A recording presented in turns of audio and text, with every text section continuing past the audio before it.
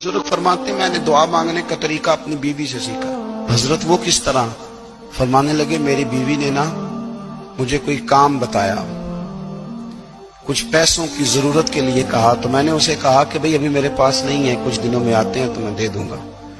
औरतों की आदत होती है, वो बार बार याद कराती हैं। 2-4 दिनों के बाद फिर उसने कहा हजरत वो मैंने कहा था कुछ पैसे, मैंने उसे कहा कि अभी मेरे पास नहीं है, कुछ दिनों में मिलते हैं तो मैं तुम्हें दे दूंगा।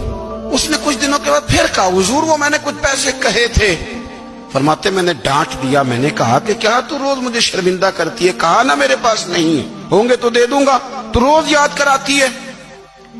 फरमाते उसने पहले तो मेरी डांट को सहा, फिर मेरे सख्त जुमलों ने उसकी आंखों में आंसू पैदा कर दिए, फिर उसने अपने आंचल में अपने उस दुख को समेटा और फिर उसने एक जुमला कहा तो मैं रो पड़ा और मुझे अपने रब से मांगने का तरीका आ गया। मुझे कहने लगी हजरत जी आपने डांट दिया, मैंने सह लिया, पर आप ही मेरे शौहर हैं, बताएं ना, आपसे न कहूं तो मैं किससे जाके कहूं।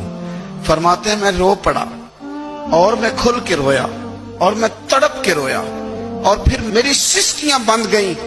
तो मुझे कहने लगी आपको क्या हुआ?